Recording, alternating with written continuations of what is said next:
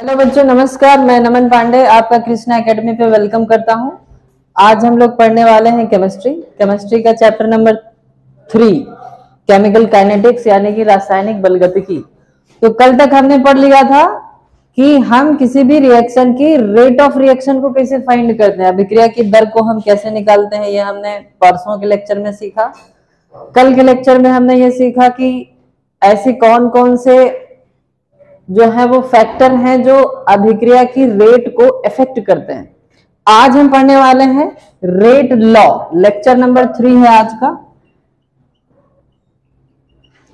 Rate law, वेग नियम। क्या बोलते हैं इसको? वेग नियम बोलते हैं या रेट लॉ बोलते हैं। रेट लॉ ऑफ इक्वेशन या रेट लॉ ऑफ रिएक्शन, कुछ भी हम बोल सकते। तो रेट लॉ होता क्या है बेसिकली? तो कल हमने 7वां पॉइंट ये बताया था कि नेचर ऑफ कंसंट्रेशन, मतलब सांद्रता का जो प्रभाव पड़ता है वो क्या पड़ता है। सांद्रता को बढ़ाएंगे तो रेट ऑफ रिएक्शन कैसे बदलती है, ये सारी बातें हमने कल करी थी।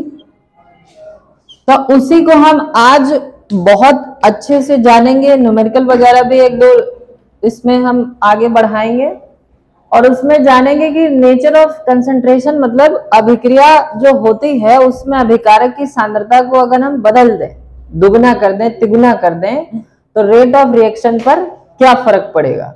इस नियम को हम किसके द्वारा समझेंगे? रेट लॉ के द्वारा। तो ये है क्या रेट लॉ? तो इसमें पॉइंट नंबर 1 लिखो, it explains the dependence of concentration of reactant species। Species मतलब अभिकारक के हर उस अणु के बारे में बात करेंगे जिसको बढ़ाने या घटाने पर रेट ऑफ रिएक्शन जो है वो बदलेगी। पहला पॉइंट ये है। दूसरा पॉइंट क्या है कि ये जो डिपेंडेंस होती है ये बड़ी ही कॉम्प्लेक्स होती है, मतलब बहुत ज्यादा कठिन होती है। दिस डिपेंडेंस या this dependency is very complex. Complex मतलब जटिल होती है या कठिन होती है। तो हम किसकी भाई पढ़ेंगे अगर ये बहुत कठिन होती है? तो बाकी हम आगे ये पढ़ने वाले थे कि ये डिपेंडेंसी जो होती है ये बहुत कॉम्प्लेक्स होती है। तो तीसरा पॉइंट यही होगा कि we only study the simplest form. हम सबसे सरलतम रूप को पढ़ेंगे। अच्छा, ये जो डिपेंडेंसी होती है ये सिर्फ और सिर्फ एक्सपेरिमेंट द्वारा ही निकाली जा सकती है। किसके द्वारा बताओ निकाली जा सकती है? एक्सपेरिमेंट द्वारा, सिर्फ प्रयोगों द्वारा ही हम इसको फाइंड आउट करेंगे। ठीक है। तो अच्छा, ये होती क्या है? तो पहले ये 3 पॉइंट नोट करो और फिर हम इसको हम आगे बताते हैं कि ये होता क्या चीज है। हाँ, इंग्लिश बोलो, हिंदी में बोल दे। लिख दो कि यह अभिकारक के सांद्रता पदों पर निर्भर करती है। यह अभिकारक के सांद्रता पदों पर निर्भर करती है। दूसरे पॉइंट में लिखो कि यह निर्भरता बहुत ही जटिल होती है। यह निर्भरता बहुत ही जटिल होती है। तीसरा पॉइंट लिखो कि हम केवल सरलतम रूप का ही अध्ययन करते हैं। हम केवल सरलतम रूप का ही अध्ययन करते हैं। चौथा पॉइंट लिखो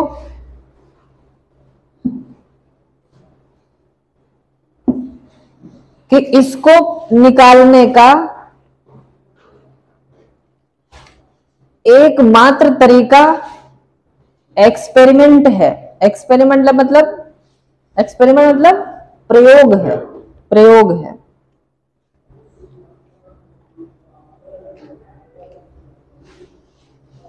तो इसको बड़ी ध्यान से समझना है। आगे बढ़ा जाए। ठीक, देखो भाई,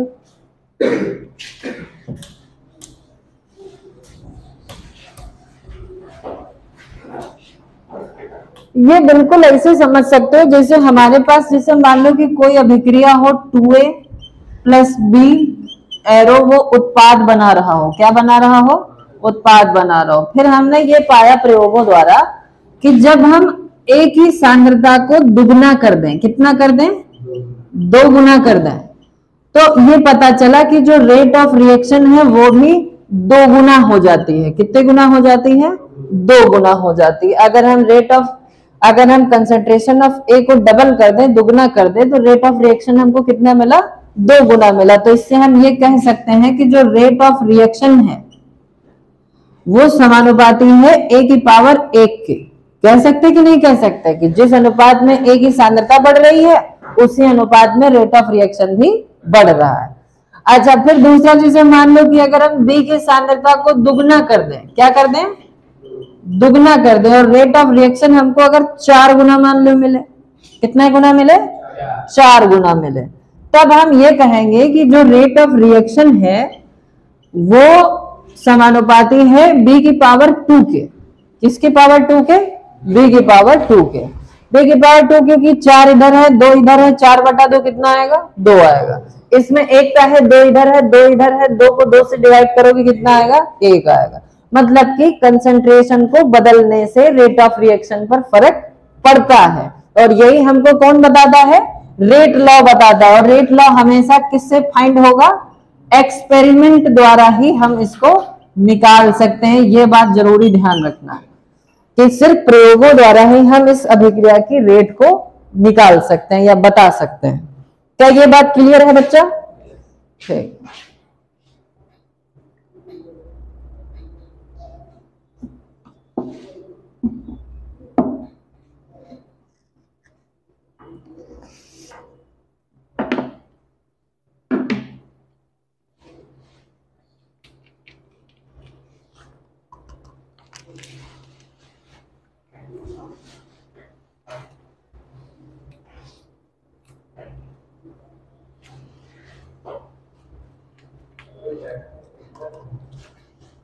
आगे बढ़ा जाए। ठीक, तो हमने इससे ये सीखा कि जो रेट ऑफ रिएक्शन है, सिर्फ हम इस अभिक्रिया के लिए अगर बात करें तो रेट ऑफ रिएक्शन जो है वो देख रहे हो का कि रेट ऑफ रिएक्शन जो है वो समानुपाती है ए की पावर 1 के और बी की पावर 2 के। नहीं समानुपाती है, क्योंकि भाई रेट ऑफ रिएक्शन ए की पावर 1 के भी समानुपाती है और रेट ऑफ रिएक्शन बी की पावर 2 के भी समानुपाती। अब जब समानुपात चिन्ह हटता है तो एक नियतांक आता है, उस नियतांक को हम यहाँ क्या लिखेंगे? के। तो के ए की पावर 1 और बी की पावर 2। यही हमारा रेट लॉ का व्यंजक है। क्या चीज है? रेट लॉ का व्यंजक, एक्सप्रेशन ऑफ रेट लॉ, या रेट लॉ एक्सप्रेशन बोलते हैं। जो पढ़ना चाहो वो पढ़ सकते हो। ठीक है, रेट लॉ का एक्सप्रेशन या रेट लॉ एक्सप्रेशन हम इसको पढ़ते हैं।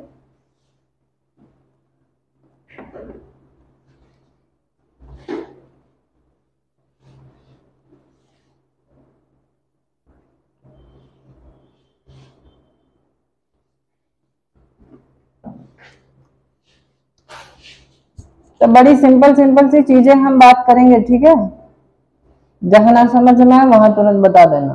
ठीक, 2 लेक्चर ऑलरेडी हो चुके हैं बच्चा। ठीक है,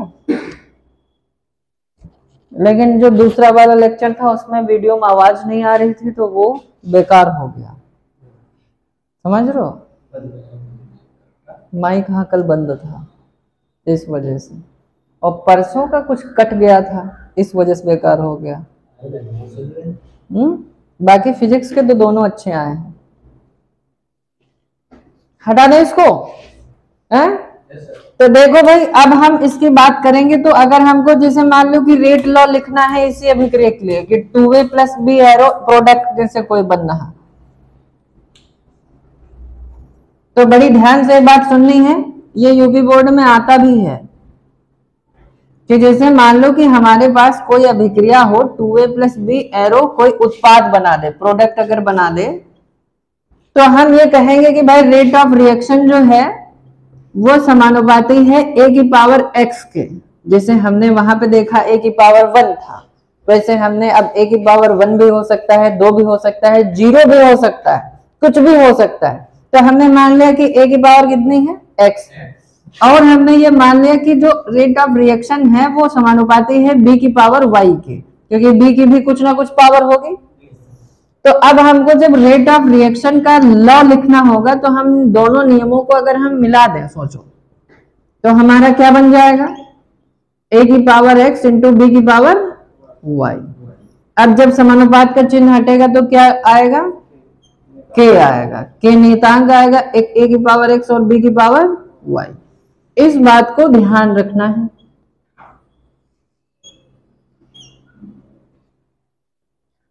अब हम थोड़ा सा बात कर लें कि a यहां पे क्या है, तो लिख दो a की सांद्रता, b यहां पे क्या है, b की सांद्रता है, x की अगर हम बात करें तो क्या होगा, a के सापेक्ष या a के लिए अभिक्रिया की कोटि, क्या है ये, a के लिए अभिक्रिया की कोटि।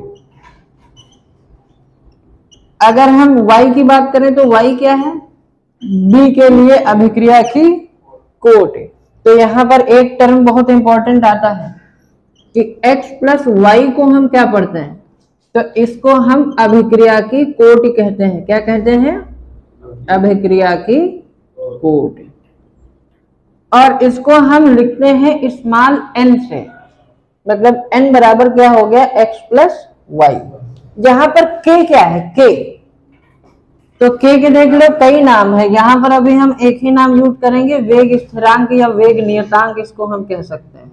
बाकी इसके बारे में अभी डिटेल में हम जानेंगे।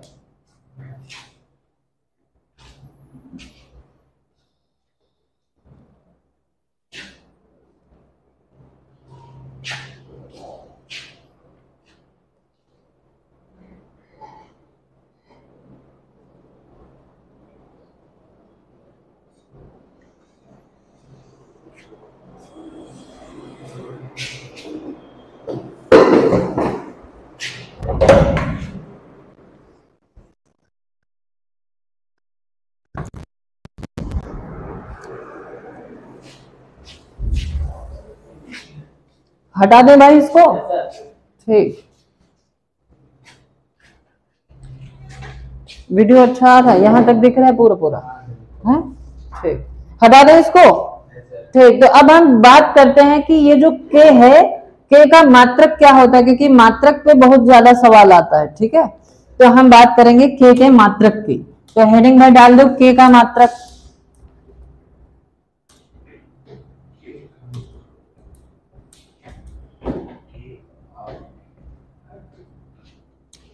तो यूनिट ऑफ k यानी कि k का मात्रक। तो k के मात्रक की जरा बात करो। तो हमारा जो एक्सप्रेशन बना था वो क्या बना था, ROR बराबर k इंटू a की पावर x इंटू b की पावर y, यही बना था। तो अगर हम यहां से k का मान निकाल लें तो k बराबर बताओ क्या आएगा, तो ये आएगा रेट ऑफ रिएक्शन और बटे a की पावर x इंटू b की पावर y, यही आएगा। अच्छा, कल हमने रेट ऑफ रिएक्शन की भी कुछ यूनिट बताई थी, बताओ क्या होती है, तुम बताओ। पढ़े लिखे कुछ ना, बस घूम लो इधर उधर, खाली आ जाओ और बस एक रफ ले आओ, एक पेन ले आओ, कॉपी भरते रहो, पेन भरते रहो, हो गई पढ़ाई है।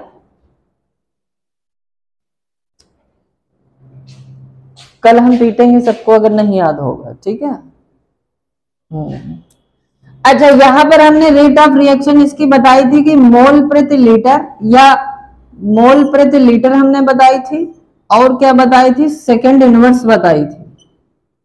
क्या ये याद है कि नहीं, mole litre inverse second inverse कहो, चाहे इसको कह दो मोल प्रति लीटर इंटू सेकेंड इनवर्स कह दो, ये दोनों बातें सही है। अच्छा, सांद्रता का मात्रक क्या होता है? तो मोल प्रति लीटर होता है, ये तो दुनिया जानती है, नहीं जानती? तो मोल प्रति लीटर की पावर कितनी है? x है। और यहाँ पर b की भी सांद्रता के लिए मात्रक हम क्या लिखेंगे? मोल प्रति लीटर लिखेंगे। इसकी पावर कितनी है? y है। बस इसको सॉल्व करना है, तो जरा ध्यान से देखना है इसको। यहाँ पर पावर कुछ नहीं लिखी तो कितनी लिखी? 1 लिखी। तो यहाँ पर हमने लिख दिया कि मोल प्रति लीटर की पावर 1, और ये अभी नीचे है, ऊपर जाएंगे किस में हो जाएंगे? माइनस में। ये अभी नीचे है, ऊपर जाएंगे किस में हो जाएंगे? माइनस में। इनटू क्या आ गया? सेकंड इनवर्स आ गया। क्या ये बात समझ पाओ? इन दोनों में अगर हम माइनस कॉमन ले लें तो अंदर का चिन्ह बदल जाएगा कि नहीं बदल जाएगा? बताओ। और x प्लस वाई को हमने अभी थोड़ी देर पहले क्या बोला था? n बोला था। कौन n? छोटा बड़ा? छोटा n बोला था। तो इसका मात्रक हमको क्या मिल गया कि मोल प्रति लीटर की power 1 minus n into second inverse होता है। ये मोस्ट इंपॉर्टेंट है, इसको बात को नोट करो जल्दी से, यू भूलना नहीं है। के बराबर मोल प्रति लीटर की power 1 minus 1 into second inverse होता है।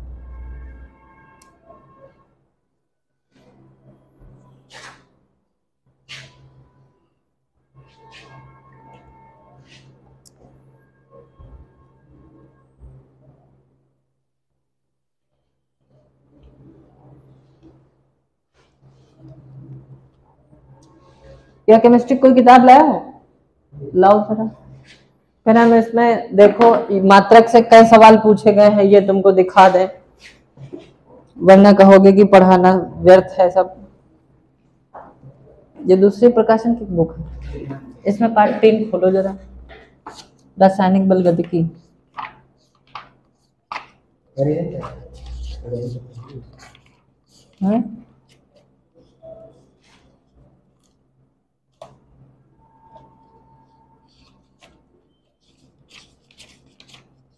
मिला?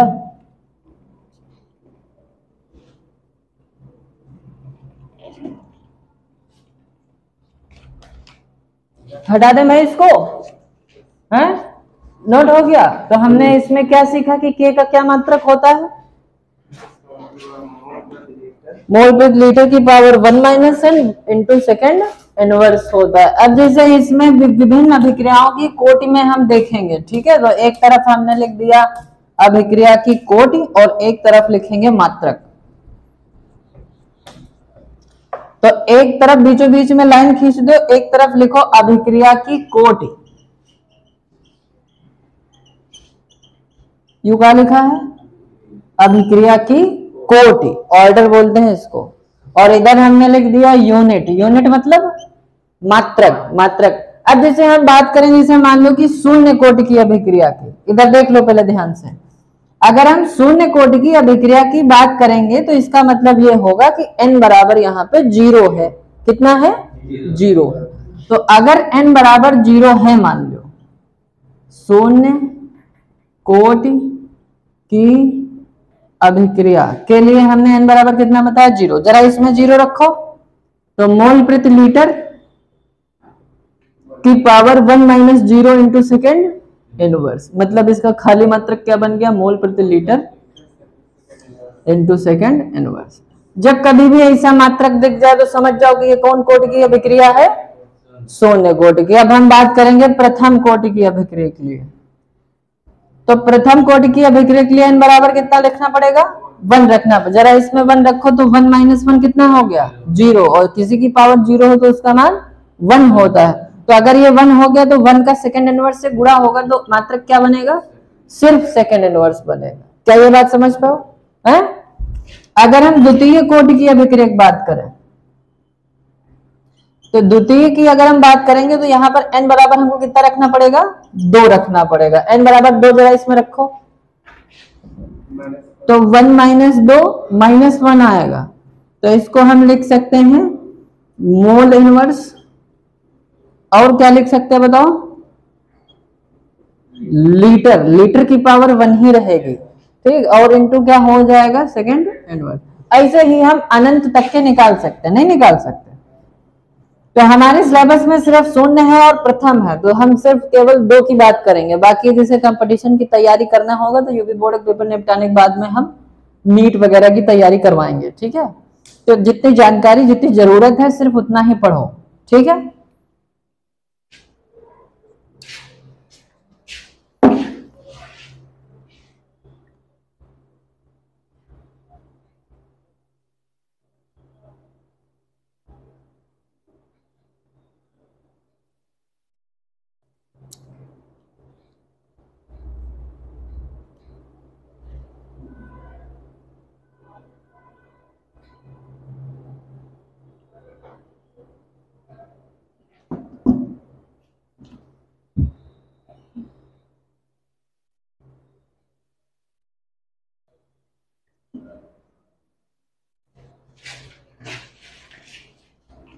तो नहीं, अपन किताब दो भैया।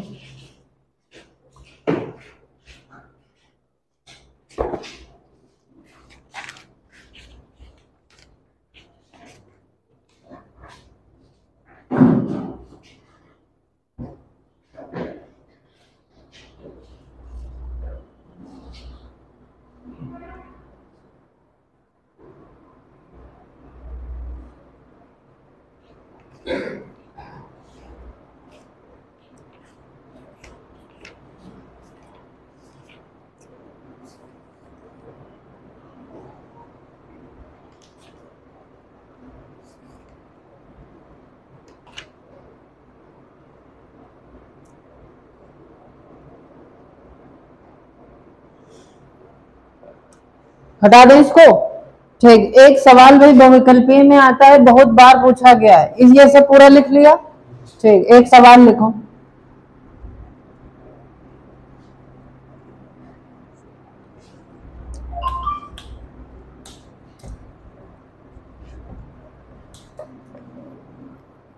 शून्य कोट की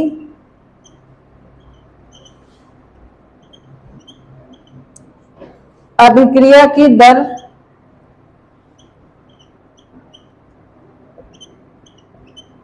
नियतांक का मात्रक क्या होगा? नियतांक का मात्रक क्या है?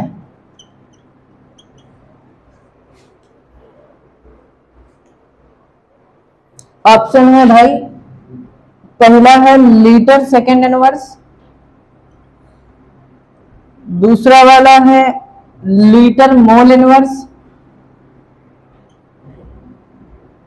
और सेकेंड, तीसरा है mole litre inverse second inverse, D वाला है मोल प्रति सेकेंड या मोल इनटू सेकेंड इनवर्स। बताओ कौन सही है? सी वाला। कैसे?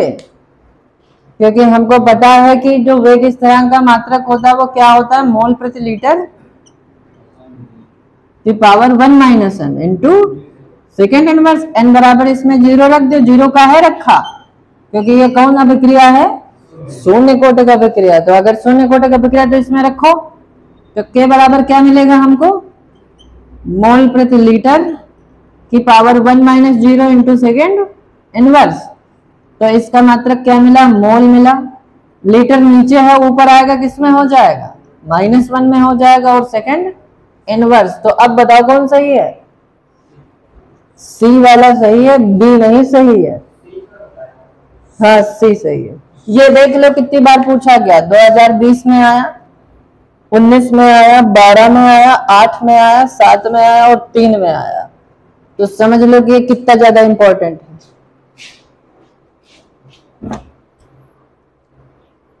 तो इस टाइप का कोई भी सवाल अगर आएगा तो कर पाओगे? ठीक।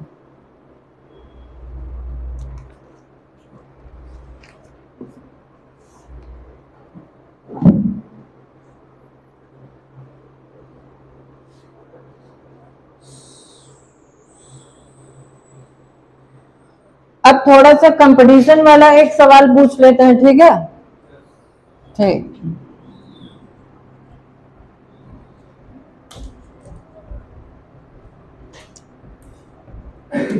दूसरा सवाल है कि यदि वेग स्थिरांक के बराबर 3 × 10⁻³ मोल स्क्वायर लीटर की पावर -2 और सेकेंड इनवर्स है। तो अभिक्रिया की कोटि बताइए, अभिक्रिया की कोटि ज्ञात करें। तो इसका देख लो, इसको हम कैसे करेंगे, इसको हमको यूनिट, इसकी वैल्यू से मतलब नहीं है। 3 × 10⁻³ को अभी थोड़ी देर के लिए भूल जाओ, हमको किससे सिर्फ मतलब है, मात्रक से। तो मात्रक इसका एक तरफ क्या लिखा हुआ है, मोल स्क्वायर लीटर की पावर -2 है, नीचे आएगा लीटर की पावर+2 बन जाएगा, और इनटू क्या है, सेकेंड इनवर्स। अच्छा, हमने के का मात्रक और क्या बताया था, कैसे लिखते हैं, मोल प्रति लीटर की पावर 1 - n इनटू क्या बताया था, सेकेंड इनवर्स। तो ये सेकेंड इनवर्स, तो सेकेंड इनवर्स देख लो कट गया, नहीं कट गया। मोल प्रति लीटर को हम मोल प्रति लीटर की पावर 2 लिख सकते हैं, पूरे की नहीं लिख सकते। तो इसकी पावर 2 है और इसकी पावर कितनी है, 1 - n है। दोनों तरफ अगर हम घातों की तुलना कर दें तो 1 - n किसके बराबर हो जाएगा, 2 के बराबर हो जाएगा, क्योंकि ये अंदर वाली चीज तो सेम लिखी हुई है। तो n बराबर कितना मिलेगा,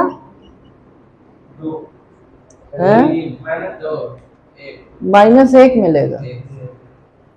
तो -1 मिलेगा।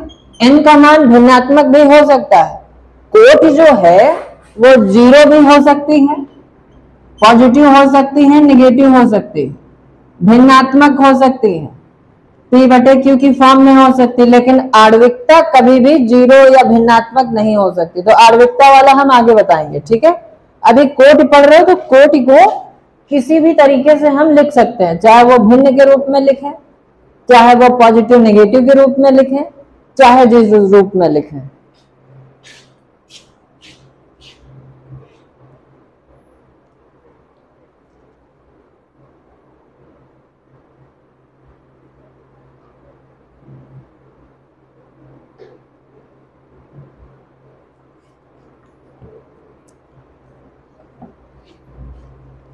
अब थोड़ा और भारी भरकम सवाल करा जाए, ठीक है। तो लिखो भाई, सवाल एक लिखो, नोट कर लो जल्दी से, तब तक हम इंक डाल लें।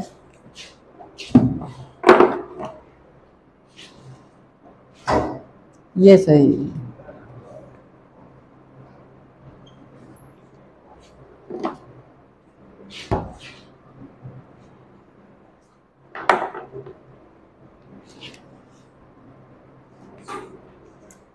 हटा दे इसको, ठीक। यहां तक सबके समझ में आ गया है, कुछ पूछना है किसी को, नहीं।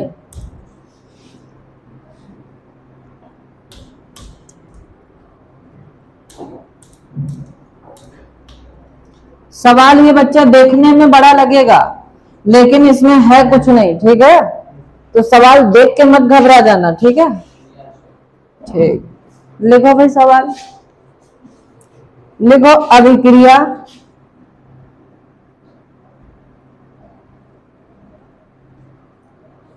To A plus 3b arrow उत्पाद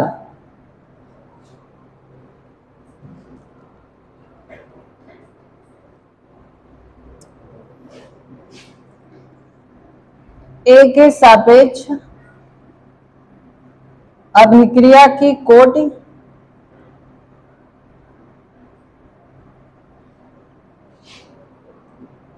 बराबर 2 है, बी के सापेक्ष अभिक्रिया की कोटि -1 है।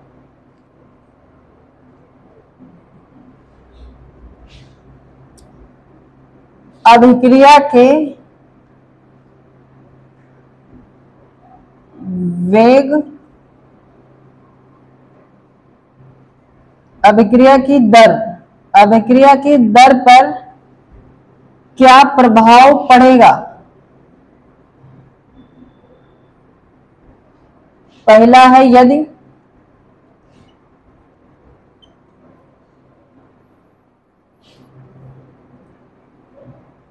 केवल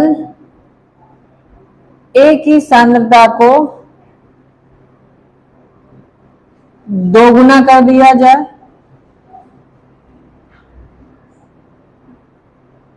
तब क्या प्रभाव पड़ेगा।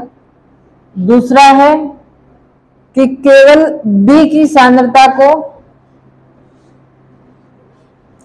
आधा कर दिया जाए। तीसरा है A और B दोनों की सांद्रता को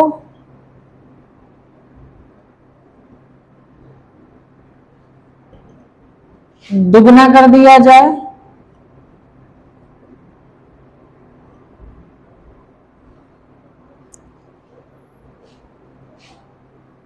चौथा है कि यदि बर्तन का आयतन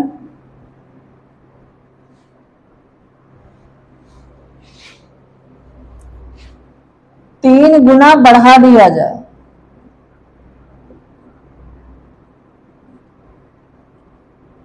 ये सवाल है।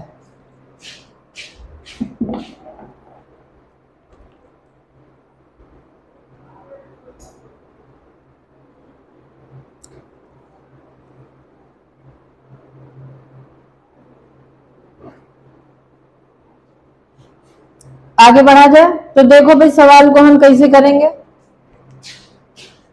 सबसे पहले इसके हम अभिक्रिया की वेग समीकरण लिखेंगे। क्या लिखेंगे?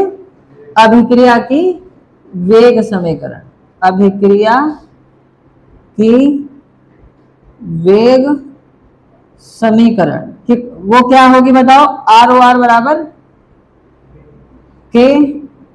आर ओ आर को हम स्मॉल आर से लिखे दे रहे हैं, ठीक है, क्योंकि आर ओ आर ज्यादा बड़ा है। रेट दर जो होती है, दर की स्पेलिंग क्या होती है? रेट होती है। तो रेट का हमने आर ही खाली लिख दिया है, ठीक है। अच्छा इसका बताओ क्या होगा। के इंटू ए की पावर, ए की पावर देख रहे हो, ए के सापेक्ष अभिक्रिया कोट कितनी दे रखी? 2। तो इसकी घात कितनी चढ़ाओगे? 2, क्योंकि यही x है। ए की पावर x हमने बताया था, जहां x क्या था? ए के सापेक्ष अभिक्रिया की कोट। तो ए के सापेक्ष अभिक्रिया की कोट सवाल में कितनी दे रखी? 2। और बी के सापेक्ष -1 दे रखी है, तो इसको हमने इसे घात पे चढ़ा दिया। इतनी बात समझ में आ गई? बताओ। अब सवाल को जरा ध्यान से पढ़ो कि केवल A की सांद्रता को क्या कर दिया जाए? दुगना कर दिया जाए। तो जब हम A की सांद्रता को दुगना कर देंगे तो तब अभिक्रिया की दर कुछ ना कुछ बदल जाएगी। तो उसको हमने क्या मान लिया? R डैश मान लिया। अच्छा के A की सांद्रता का अगर हम दुगना कर रहे हैं तो A की बजाय क्या हो जाएगा? 2A हो जाएगा। और B को तो हमने नहीं छेड़ा, तो B को हम वैसे रखेंगे। अब इसको हमने समीकरण नंबर 1 मान लिया, इसको समीकरण नंबर 2। अब हम क्या करेंगे? 2 को 1 से भाग करने पर, क्या करने पर? भाग करने पर। तो भाग करो भाई इसको, तो r डैश बटे r आ गया। k और k क्या हो जाएंगे? कट जाएंगे। और यहाँ पे 2 का होल स्क्वायर कितना आएगा? 4। और a स्क्वायर इससे देख रहे हो कट जाएगा, तो खाली यहाँ कितना बचा? 4 बचा। b की पावर -1 b की पावर -1 से कट जाएगा, तो खाली कितना बच गया? 4। यानी r डैश बराबर कितना हो गया? 4r। तो इसमें ये कह रहा था कि अभिक्रिया की जो दर है उस पर क्या प्रभाव पड़ेगा। तो क्या प्रभाव पड़ा कि प्रारंभिक जो अभिक्रिया की दर थी उसका कितने गुना हो गया? 4 गुना हो गया। तो यही बात लिखना है, 4 गुनी हो जाएगी। बताओ ये कठिन है?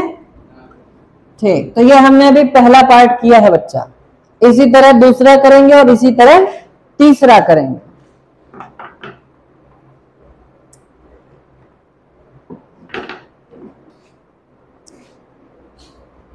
यहां तक सबके बात समझ में आ रही है? ठीक।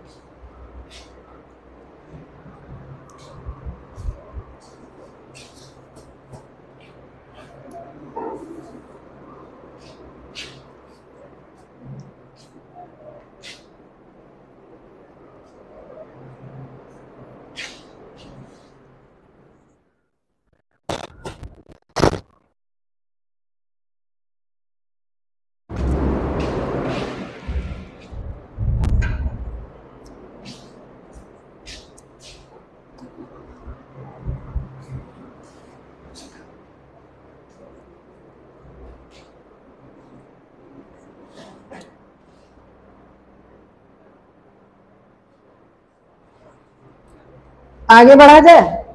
ठीक, दूसरा पार्ट भाई देखो करके।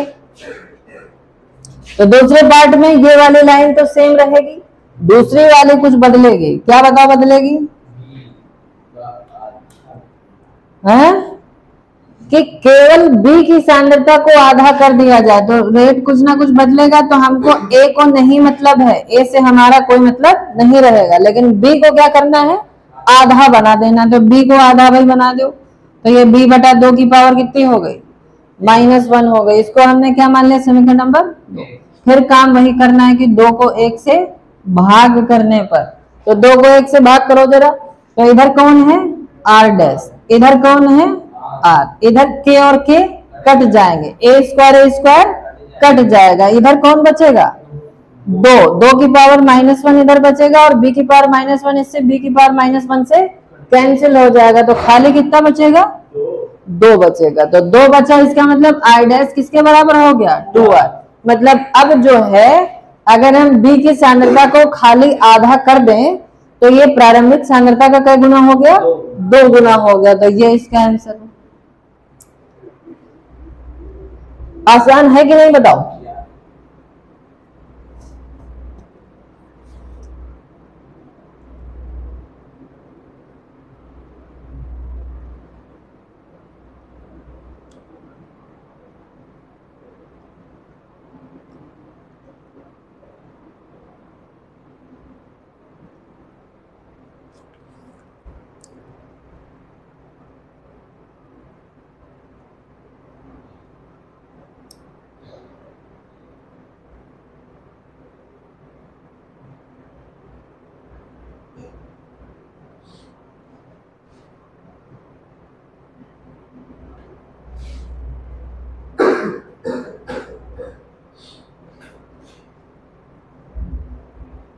हटा दें इसको। ठीक, तीसरा वाला भाई करो। तीसरे वाले में बताओ कितना उत्तर आया?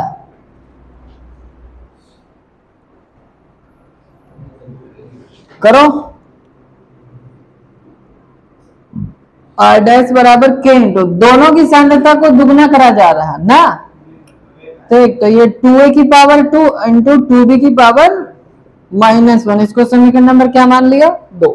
फिर वही काम करेंगे कि 2 को 1 से भाग करने पर, तो 2 को 1 से भाग करोगे तो r डैश बटे r आएगा, k और k कट जाएगा।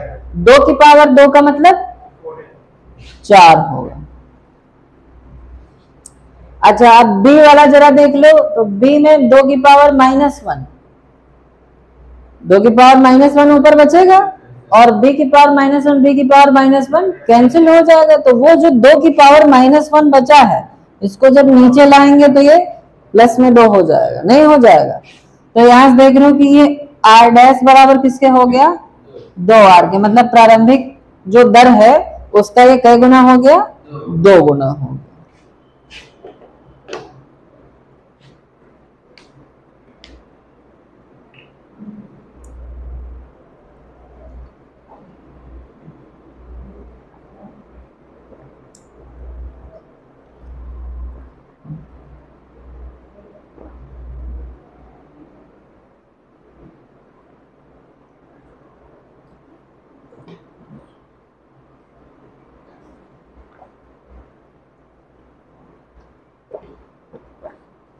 अब जिस सवाल में बता रहा कि आयतन अगर 3 गुना बढ़ा दिया जाए तो आयतन का सांद्रता से क्या संबंध है, इस बात को बड़ी जो है समझना है बहुत ध्यान से। ठीक है, कि आयतन का सांद्रता से क्या संबंध है। हटा दें इसको।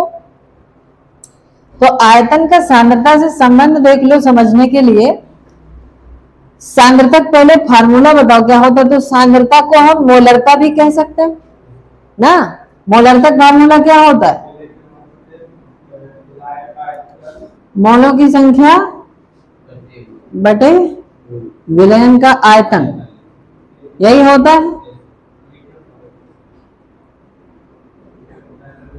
आयतन लीटर में होगा। अच्छा, मोलरता को ही हम सांद्रता कहते हैं। तो सांद्रता अगर हम मोलों की संख्या को कांस्टेंट मान लें तो ये सांद्रता व्युत्क्रमानुपाती आयतन के है कि नहीं है। इसका मतलब क्या है कि अगर हम सांद्रता को बढ़ाएंगे तो आयतन घटेगा, सांद्रता घटाएंगे आयतन बढ़ेगा, या हम इसको ऐसे भी लिख सकते हैं कि V समानुपाती 1 बटा सांद्रता। इसका भी एक ही मतलब है भाई, चाहे ये कहो कि A व्युत्क्रमानुपात है B के, और चाहे B कहो व्युत्क्रमानुपात है A के, दोनों बात बराबर है। तो वैसे ही देख रहे हो कि जब हम आयतन बढ़ाएंगे तो सांद्रता क्या होगी, घटेगी, और अगर हम आयतन घटाएंगे तो सांद्रता क्या होगी, बढ़ेगी। ये बात समझ में आ रही है?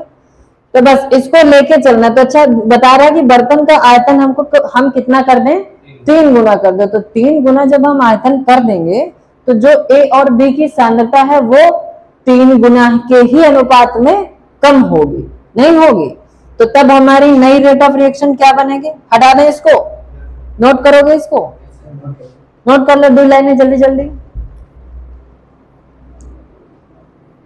फिर हम चौथा सवाल खत्म करें, फिर अगला सवाल कराते हैं, और अगला सवाल खुद ही करना है, ठीक है?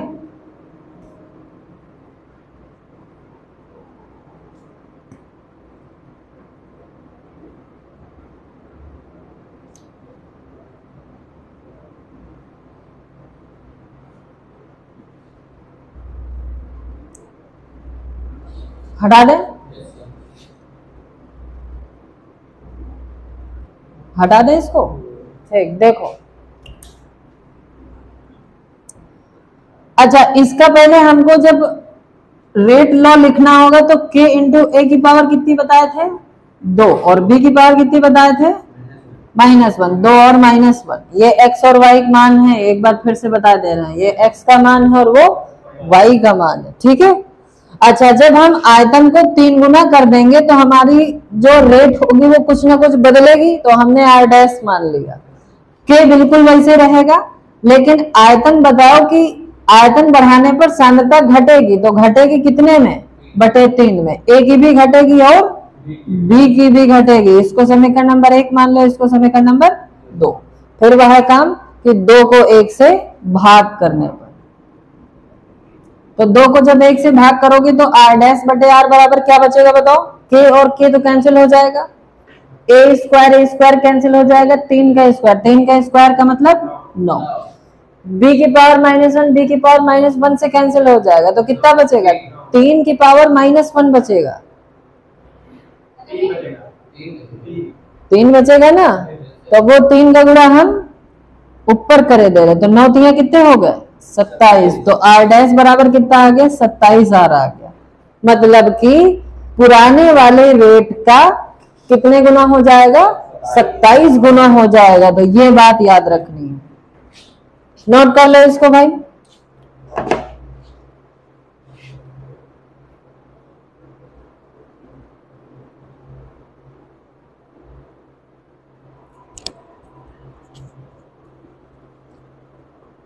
नौ गुणा 3 हो कि 9 बटे 3 हो, इसमें हमको कंफ्यूजन लग रहा है? सही है पक्का? एक बार हम चेक कर ले भाई। यहाँ पर a की पावर 2 है और यहाँ पर 9 है, इसका मल्टीप्लाई किससे हो रहा है, a की पावर 2 से हो रहा है, नहीं? और यहाँ पर b की पावर -1 है और बटे 3 की पावर -1 है, भाग कर रहे हैं b की पावर -1 से, b की पावर -1 b की पावर -1, और ये a स्क्वायर, तो 3 ऊपर पहुंचा और 9 नीचे पहुंचा, 3 बटा 9 1 बटा 3। कहाँ सही है भाई, 1 बटा 3 होगा, 3 बटा 9 होगा। ये कितना होगा, 3 बटा 9। 3 बटे 9 का मतलब 1 बटा 3। 1 बटा 3 का क्या मतलब है कि 1/3 ही हो जाएगा। अब सही, वो जितना हो अपने हिसाब से इसको मैनेज कर लेना है, ठीक है? ये कोई बहुत बड़ी कैलकुलेशन नहीं है, मेन जो समझाना था वो हमने समझा दिया यहाँ पे, ठीक है? अब अगला सवाल हम दे रहे हैं, खुद करना है भाई।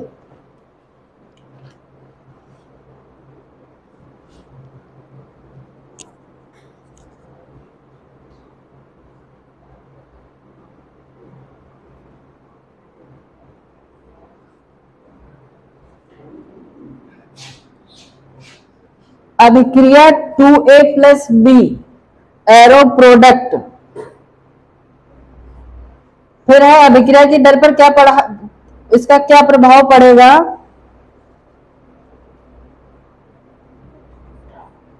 पूरा सवाल ही चेंज है, सवाल ही हम हटा देना, ठीक है।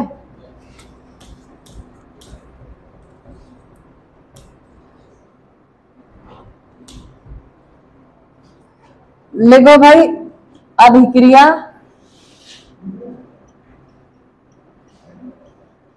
To A plus B arrow product के लिए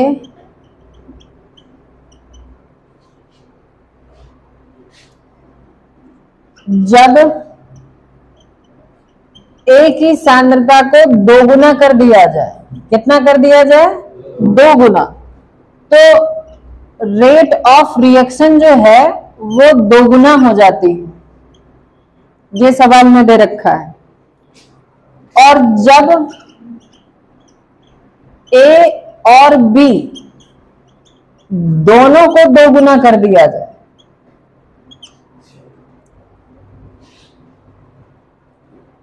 तो जो रेट ऑफ रिएक्शन है वो 8 गुना हो जाती है। क्या गुना हो जाती है? 8 गुना हो जाती है। तो हमसे ऑर्डर ऑफ रिएक्शन पूछ रहा है, फाइंड द अभिक्रिया के लिए, अभिक्रिया के लिए ना लिखो, अभिक्रिया की कोटि ज्ञात करें, कोटि ज्ञात करें। बड़ा छोटा सा सवाल है। तो अभिक्रिया की कोटि हम कैसे निकालेंगे, बताओ कोई लोग, हैं? तो अभिक्रिया की कोटि को देख लो कैसे निकालेंगे। ये दूसरे टाइप का सवाल है, नहीं ये दूसरे टाइप का है, वो पहले टाइप का था।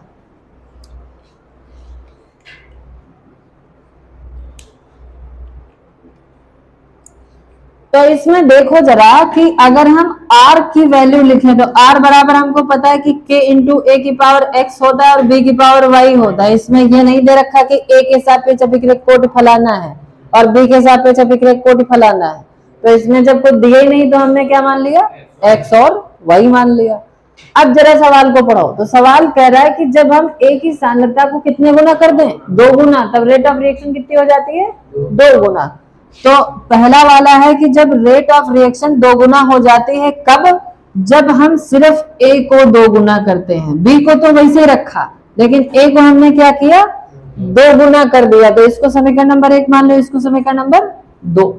अब फिर वही काम कि 2 को 1 से भाग करने पर, तो जरा भाग करो 2 को 1 से, तो यहाँ पे 2r आएगा, नीचे r आएगा। यहाँ पर क्या आएगा? k इंटू 2a की पावर x इंटू b की पावर y, और इधर क्या आएगा? k इंटू ए की पावर x इंटू बी की पावर y। भाग कर दिया ना, ठीक। तो यहाँ देख रहे हो ये r कट गया, इधर खाली कितना बचा? 2 बचा। इधर देख रहे हो k और k कट गया, a की पावर x यहाँ पर भी है, a की पावर x यहाँ पर भी है, तो खाली यहाँ 2 की पावर x बचा। a की पावर x, a की पावर x कट गया। हाँ पूछो, है x का है? अरे जैसे लिखा है हमारा कि 2x का होल स्क्वायर मान लो यहाँ लिखा है, और यहाँ पर x का सिर्फ होल स्क्वायर है, सिर्फ ध्यान देना है। तो इसका जरा ब्रैकेट खोलो तो 4x स्क्वायर आएगा, इसका ब्रैकेट खोलो तो x स्क्वायर आएगा, x स्क्वायर करके कितना बच गया? 4। सेम बस x की जगह यहाँ पर कितना है? a, x की जगह कितना है? a। तो बताओ क्या बचा है? अरे 2 की जगह x भी तो है। 2a की पावर x को हम अलग अलग नहीं लिख सकते। 2 की पावर x इंटू ए की पावर x इंटू ए की पावर x, ये दोनों कट गए, खाली कितना बच गया? नहीं समझ पाओ, ठीक। अच्छा यहाँ पर बताओ, तो यहाँ पे ये दोनों कट जाएंगे तो खाली इतने बचेगा। अच्छा यहाँ पर कुछ ना लिखा हो तो कितना लिखा है? 1 लिखा है। तो इधर दोनों पक्षों की घातों की तुलना करने पर x बराबर कितना आ गया? 1 आ गया। क्या ये बात समझ पाओ? है? अब दूसरी जरा कंडीशन पढ़ो। तो a व b को दुगना करने पर रेट ऑफ रिएक्शन क्या गुना हो जाती है? 8 गुना हो जाती है। तो मतलब ये पहले r थी, अब 8r बन चुकी है। कब 8r बन चुकी है? जब a को भी हमने 2 गुना कर दिया और b को भी 2 गुना कर दिया। क्या ये बात समझ पा रहे हो? तो इसको हमने क्या मान लिया? समीकरण नंबर 3। अब दोबारा फिर करना है कि 3 को 1 से भाग करना है। तो 3 को जरा 1 से भाग करो तो यहाँ 8r है और यहाँ कितना है? खाली r है, तो 8r बटे r।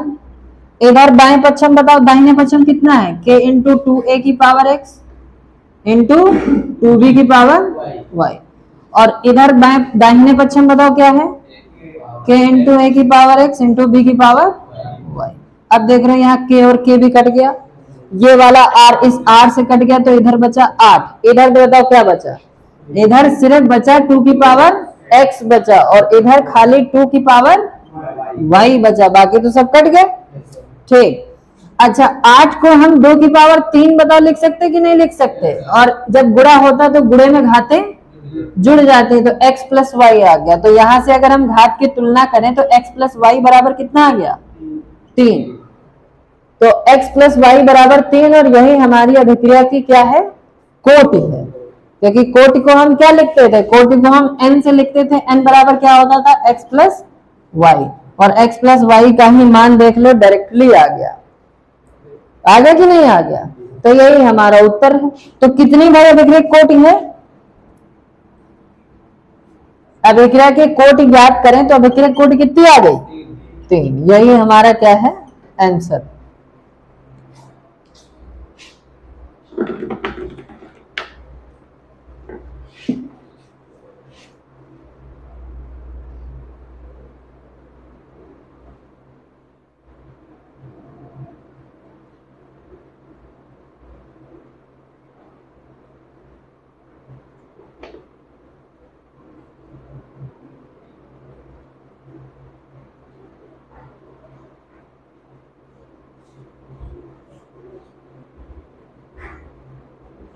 आगे इसी टाइप का सवाल देके कर पाओगे? बिल्कुल सेम इसी टाइप का सवाल। तो ठीक है, करो भाई।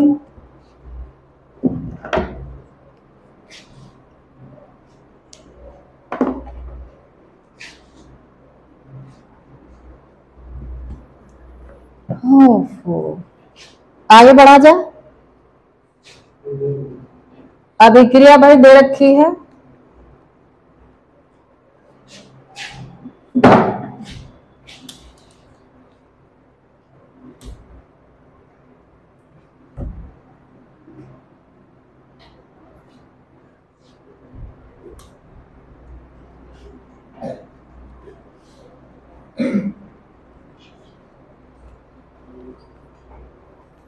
क्वेश्चन नंबर ये कौन वाला है? 3 नंबर वाला है। ठीक, a plus 2b plus 4c arrow product. Product मतलब उत्पाद। ठीक, जब आयतन दोगुना कर दिया जाता है, दोगुना कर दिया जाए तो रेट ऑफ रिएक्शन 8 गुना हो जाती है। जब A की सांद्रता को दोगुना कर दिया जाए तथा B की सांद्रता को आधा कर दिया जाए, तब रेट ऑफ रिएक्शन जो है वो 4 गुना हो जाती है। तीसरा है कि जब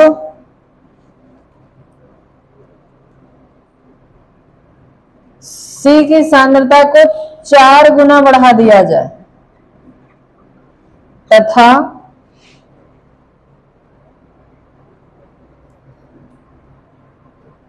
C की सांद्रता 4 गुना बढ़ा दिया जाए तो रेट ऑफ रिएक्शन जो है वो 64 गुना हो जाती है। तो अभिक्रिया की कोटि ज्ञात करें, ये सवाल है।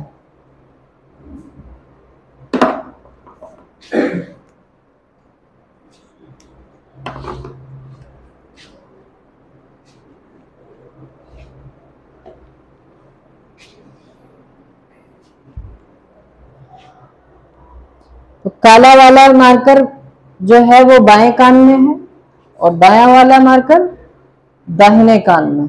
ये ध्यान दिलवाना है तुम लोगों को, ठीक है। जो बायां वाला मार्कर है वो किस कान में लगा है? बाएं कान में, काला वाला। और जो नीला वाला है वो दाएं कान में।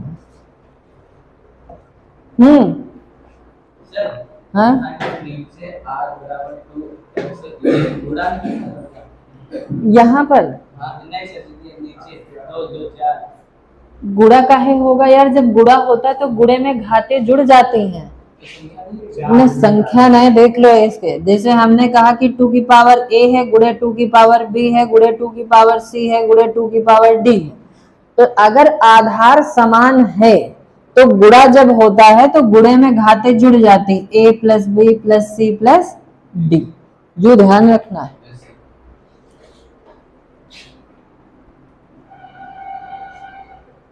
इस सवाल को करो भाई, ऑर्डर ऑफ रिएक्शन बताओ।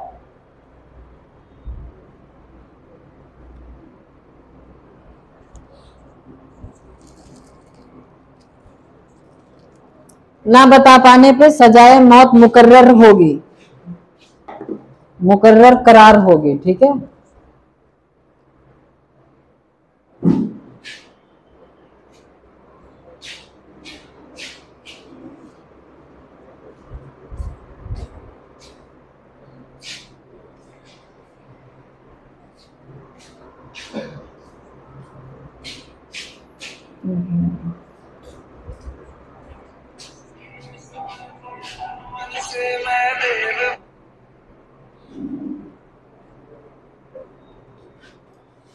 इधर ठौरे दुकान है, 4 राजश्री नहर छोटी, कोई बताने ना। मैम बस 2 मिनट हटा दे भाई इसको। हाँ बताओ कितना उत्तर आवा?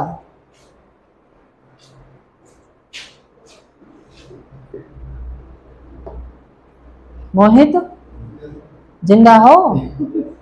बताओ।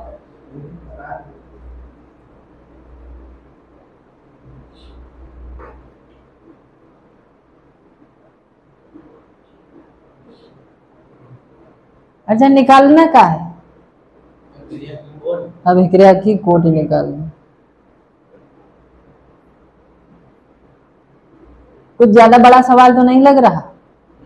अभी सवाल बड़े बड़े आएंगे क्योंकि ये पूरा मैथ पे ही समझ लो है डिपेंड चैप्टर। प्योर मैथ इसमें भरी है, थ्योरी बहुत ना के बराबर है। थ्योरी जो आएगी वो हम बताते रहेंगे, ठीक है। बाकी है सब पूरा न्यूमेरिकल है।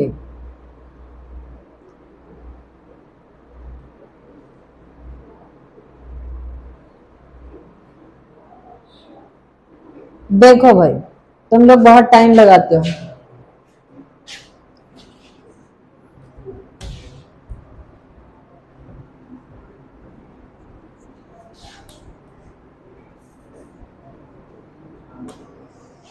तो अभिक्रिया की कोटि बताना है तो हमने यहां से एक लाइन खींच ली, ठीक है। अब जो भी होगा वो इसके नीचे होगा, ठीक। अच्छा इसके लिए अगर हम रेट लॉ ऑफ रिएक्शन लिखे तो R बराबर हम क्या लिखेंगे? K इंटू ए की पावर B की पावर और C की पावर Z मान लिया। नहीं कुछ है तो क्या मान लिया? Z मान लिया। अब इसमें कह रहा है कि जब आयतन को दुगना कर दिया जाता है तो रेट ऑफ रिएक्शन कितनी हो जाती है? 8 गुना। तो मतलब ये जो R है अब ये 8R बन चुका है। कब? जब आयतन दुगना कर दो। आयतन दुगना करोगे तो सांद्रता आधी हो जाएगी। यह भी हमने पीछे पढ़ा था, ठीक। इंटू C की पावर C बटे 2 की पावर Z। इसको समीकरण नंबर 1 मानो, इसको समीकरण नंबर 2। जरा भाग करो इसको।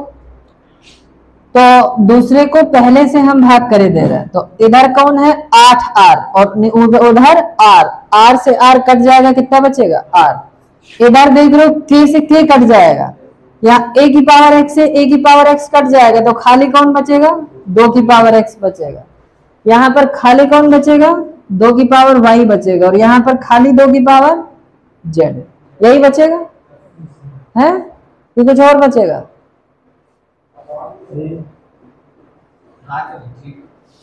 पक्का?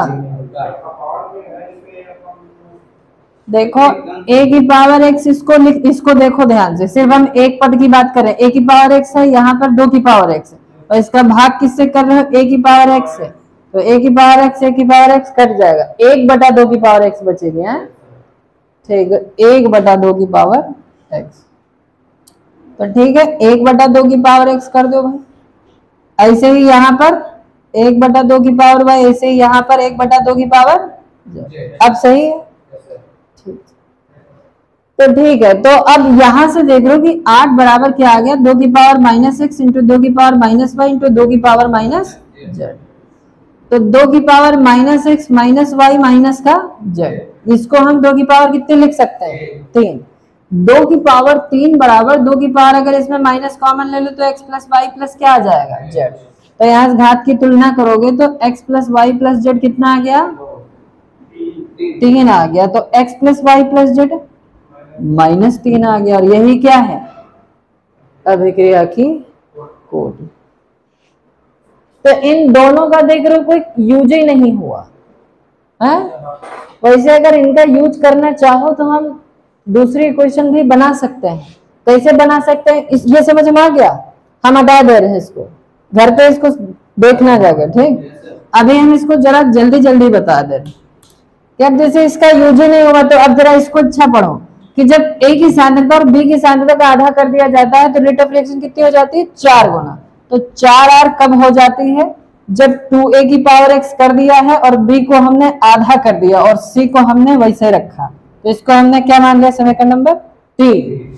अच्छा, फिर जब केवल c की पावर को अगर हम c की सांद्रता केवल 4 गुना कर दे तो कितना हो रहा है, 64r, 64r कब हो रहा है, जब सिर्फ हमको c की पावर को 4 गुना कर दे, मतलब 4c हो गया, तो इस 1, 2, 3 व 4 को हल करके घर से होमवर्क हम दे रहे हैं कि x, y और z के मान निकालना है, और जब x, y, z के मान आ जाएंगे तब तीनों को जोड़ देना है और वही क्या हो जाएगी, अभिक्रिया की कोटि हो जाएगी, ठीक है। तो अभिक्रिया की कोटि पे हमारी समझ से इतने न्यूमेरिकल बहुत हो गए, ठीक है, तो कल हम कोटि के बारे में पढ़ेंगे, शून्य कोटि की अभिक्रिया का हम कैसे फार्मूला निकालेंगे, ठीक है, तो आज के लिए इतना ही।